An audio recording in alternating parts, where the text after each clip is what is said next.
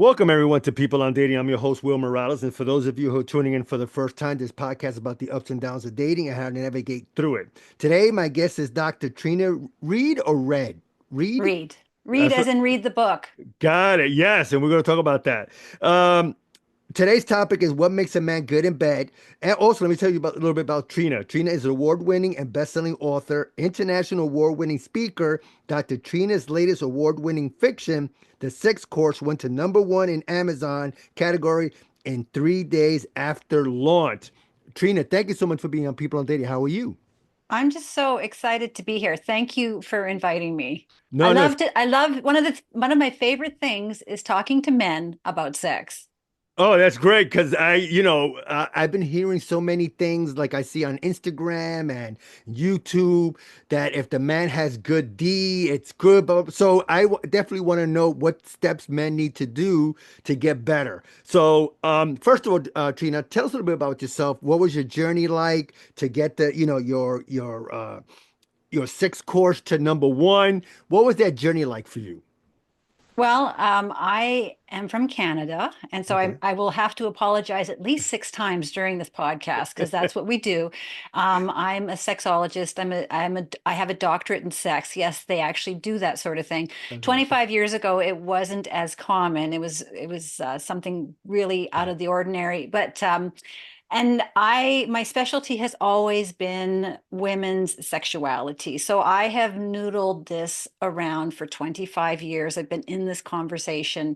And why I like talking to men is oftentimes women don't know how to say this information to people. Mm. So, but here's my experience. So last week I was at this networking function and I was talking to this very nice man and he was asking me about, what should I be doing? And I was giving him the information and he was looking at me wait, what are you saying to me? Like, this doesn't make any sense.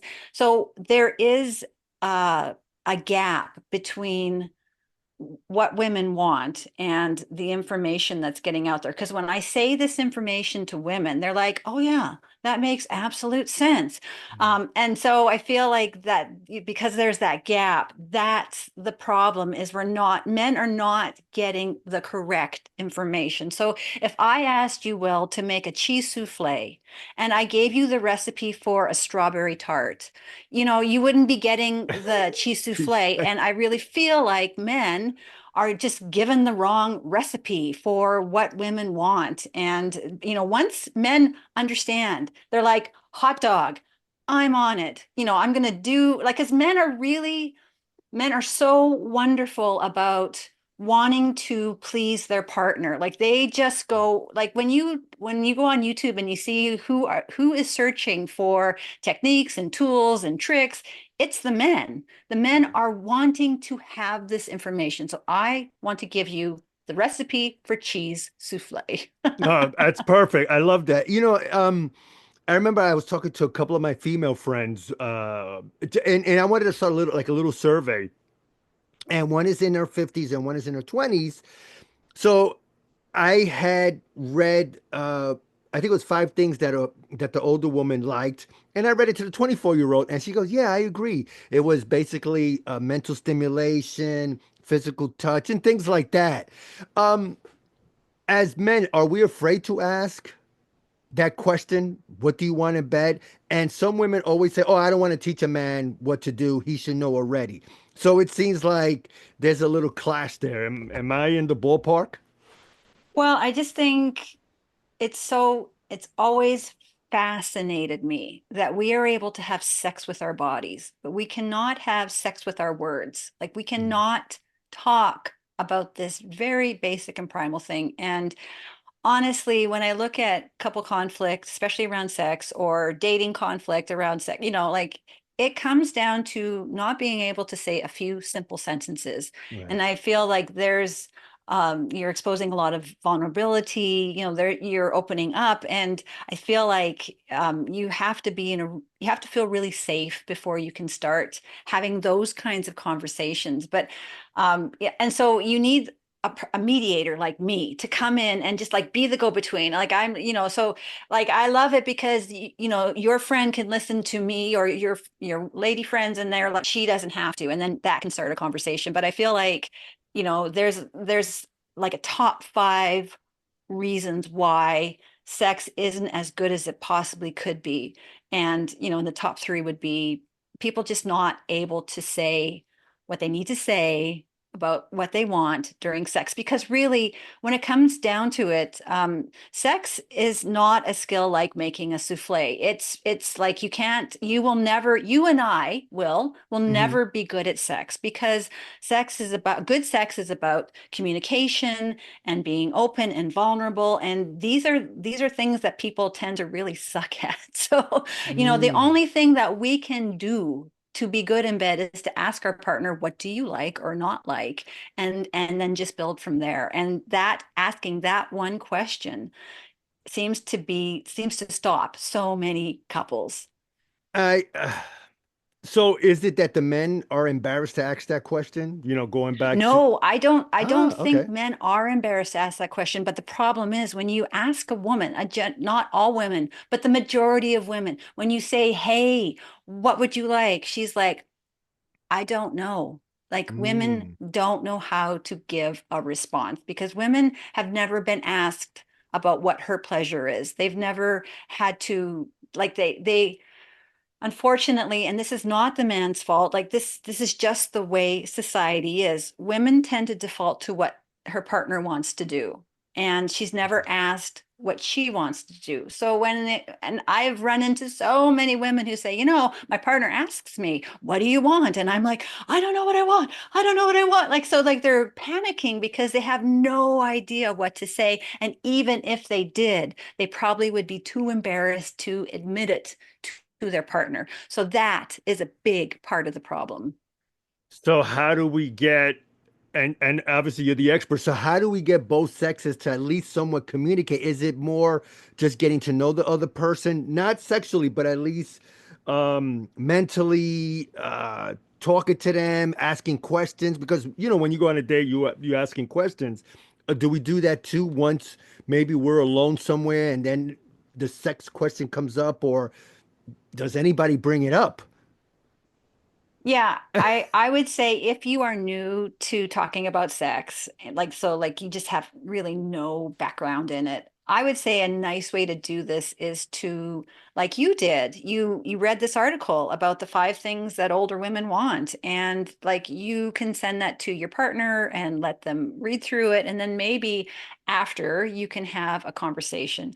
But I would say with communication around sex.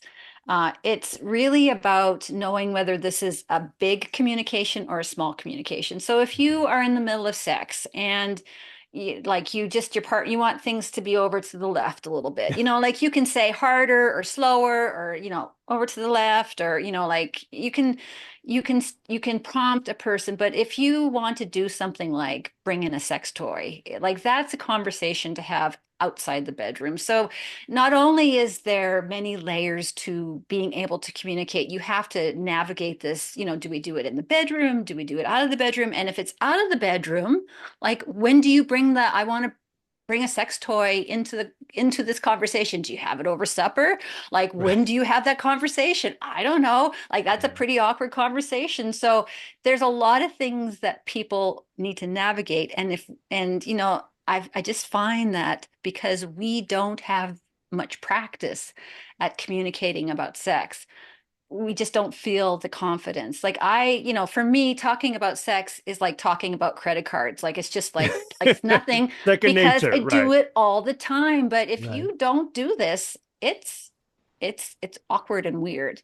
Yeah. So, okay. So one of the things, like I remember when I talked to some of my male friends, it's always, oh, I want to make sure I please her and all that. So are there steps that you would recommend a man to start with, uh, to be good in bed? What would be some things that all of us, all men can work on?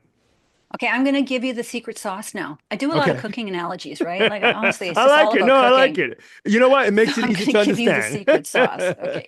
Okay. Uh, So I'm going to give it and a brief history lesson. So Sure. bear with me. No problem. So in 1908, Sigmund Freud came out with this vaginal theory, which was that only mature women could enjoy intercourse. So women who didn't enjoy intercourse were not fully mature in her sexuality. And this idea of women like sticking something inside of a woman's vagina, a penis, a dildo, a finger, and going in and out, and that's going to give her her maximum amounts of pleasure.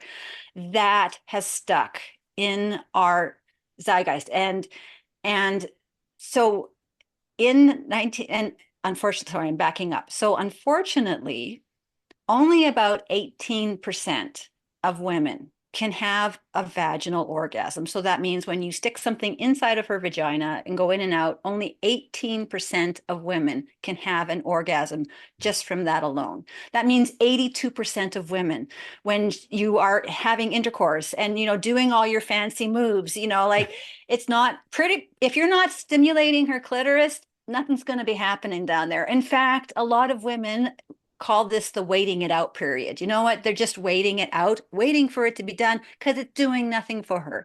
So then in the 1950s, Masters and Johnson came out with this idea that the clitoris was the way for most women to experience an orgasm. And it was like revolutionary. And everybody jumped on the she comes first bandwagon. And unfortunately, like so when men found out, hey, you know what?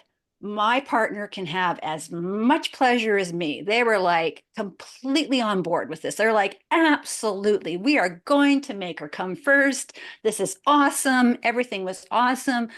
But unfortunately, with the she comes first, orgasm as the focus goal of sex, the way it has turned out, this has disabled women's sexuality, Mm. women's sexual arousal, women's sexual experience. So, what happens with a lot of women is for the majority of men, it takes 3 to 5 minutes in general for a man to go from arousal to climax. It takes between 15 and 20 minutes for a woman to go from arousal to climax. And that's just depending on her state of mind and how, a lot of things are happening in that 15 to 20 minutes that could just bump her off that, right? So, with the she comes first way of having sex.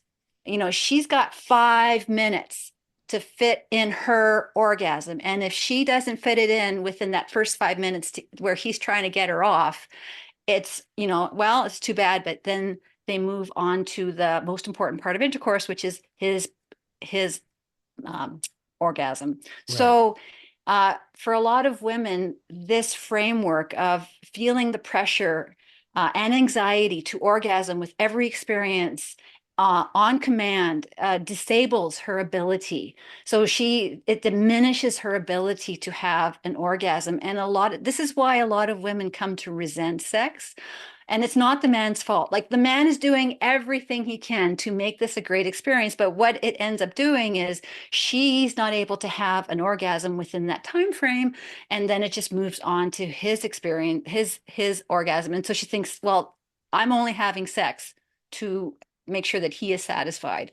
Right. So in that 15 to 20 minutes, instead of focusing in on giving her a bigger, better, harder orgasm, like doing the G, like getting the G spot and, doing like grabbing the breasts and doing like all that stuff that men were taught to do to be a good lover.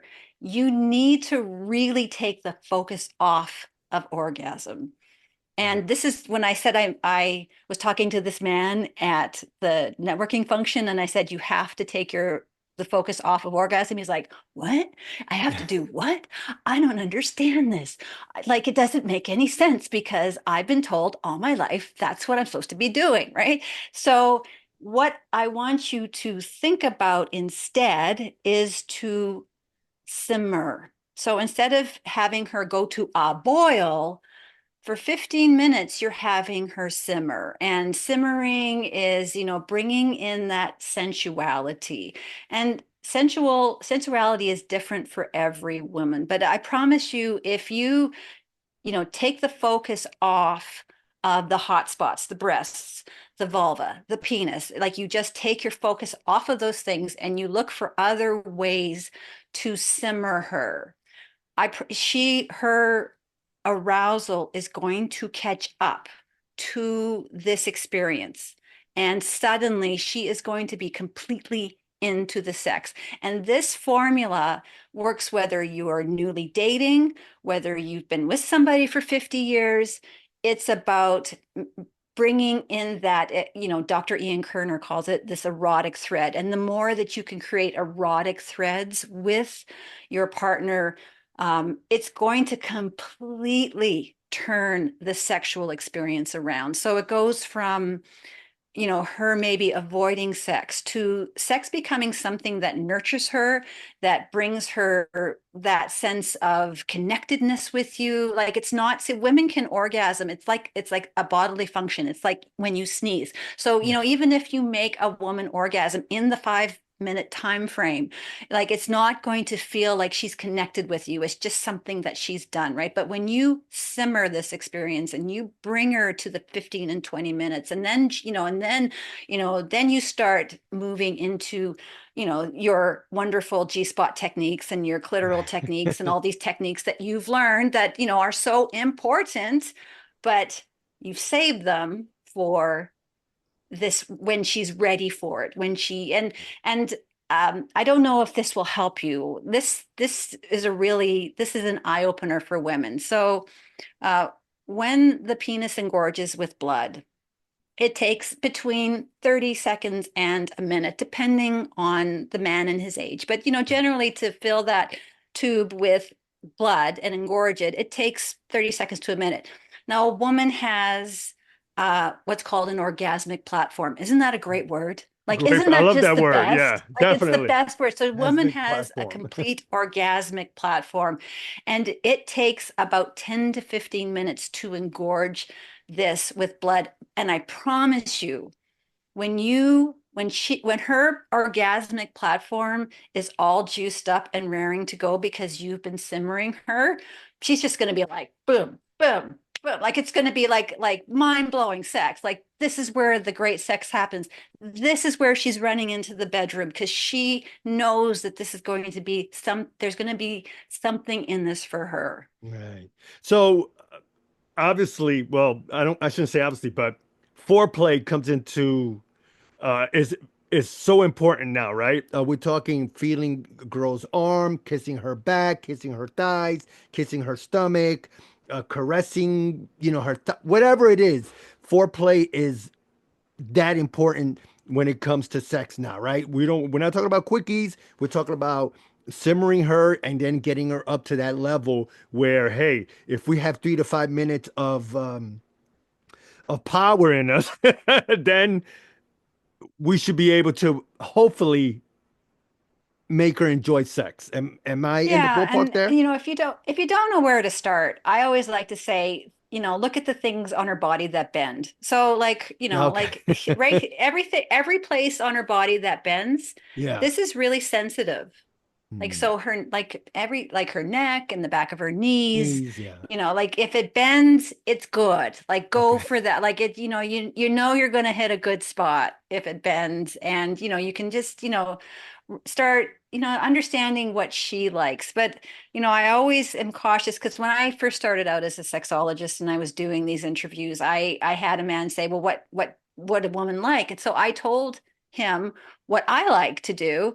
And he came back to me about a week later and said, my wife hated all of it. He hated every single moment of that. So, again, it comes back to this idea of, you know, you are saying, do you like this? And, a lot of women have a hard time admitting that she is feeling sexual pleasure, which is another, Yeah. milestone that men need to get over. But, like, oh, if you can say, hey, how does this feel? And just work from that and build on that. And and also adding other sensory things. There's so many women I know who like to have that sexy music on.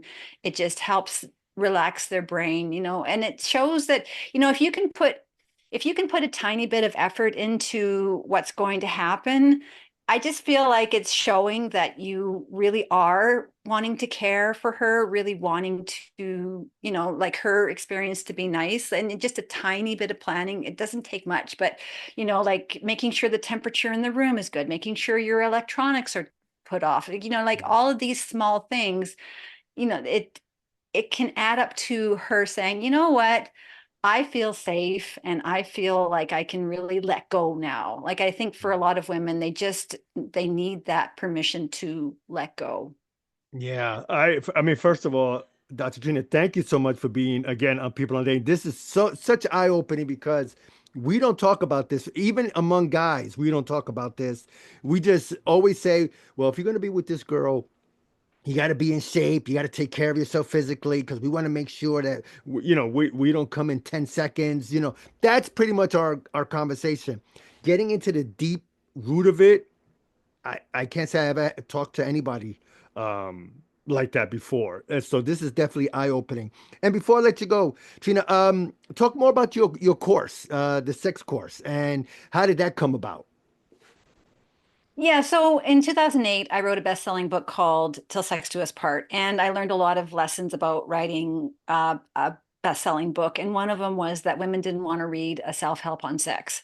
Yes. So I came up with this groundbreaking formula. Like it took me 20 years plus to noodle this formula out. And I thought, well, I don't want to write another self-help. So I put it into a fiction, and so the thing about a fiction is it's a lot more accessible for women. So they can read this and it's not directed at them per se. It's about four women who go through this sex course and their experiences, like, so they are all four characters are pretty typical woman I would find in my seminars, right? So they all have different issues, all have different experiences. One's dating, one's divorced, one is in perimenopause, one's got kids, like these are all the different stages that we find our sexual evolution in, and how these women dealt with it. So I find that it's interesting because I'm a natural contrarian. And, Mhm. a lot of times when people say, well, this, I'm like, well, and so when I was writing the fiction, my characters were able to say, well, I don't believe in simmering. I think simmering sucks. Like it's way too much work to simmer. And, I just want to get the sex over with. Like I was able to write these things that a lot of women are thinking and be able to work through that with the other characters. So I just yeah, that's why I wrote this. And it seems like as you say, it did win an award, and it has been at number one, so it is resonating with people. So No, that's good. And do you have a podcast also? If I read your bio right, talk more about that. yeah.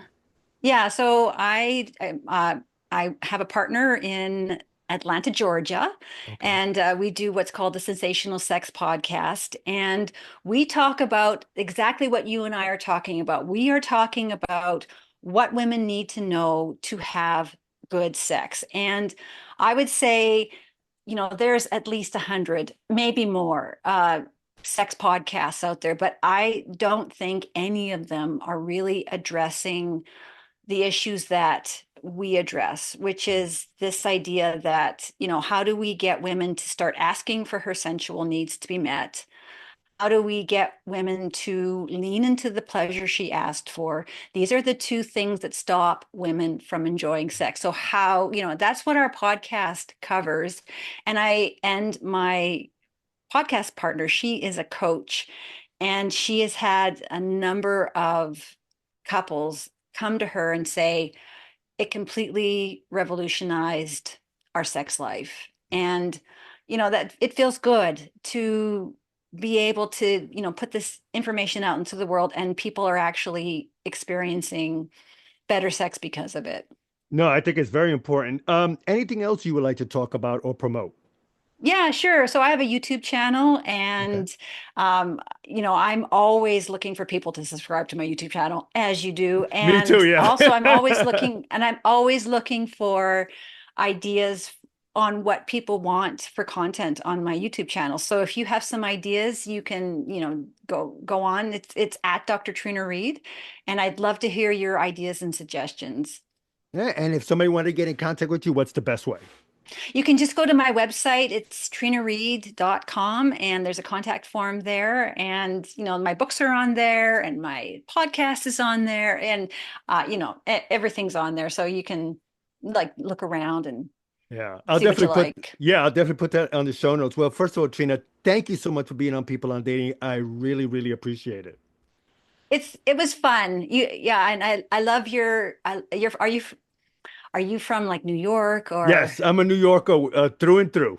Yeah, I love the accent. It's just so good to Well, hear. thank you. I appreciate that. Yeah, New Yorker through and through. Yeah. Yes. Where you are now? Are you in you're in a mountain time zone, right? Yeah, I live in Calgary, Alberta, Oh, which is in the nice. mountains. So Yeah. it's like the Denver of the US. Yes, So of the we're USA. yeah, it's beautiful here. So how is your winter so far? Because here in New York, we're getting 20s and 30s and we hate it. It's been a mild winter for the last 3 or 4 years, and this is the first time we got hit with a lot of cold. So we might have to blame Canada for that for a little bit. Blame Canada. Well, anyway, again, Trina, thank you so much for being on People Day. I really, really appreciate it. Thank you, Will. Yeah, bye-bye.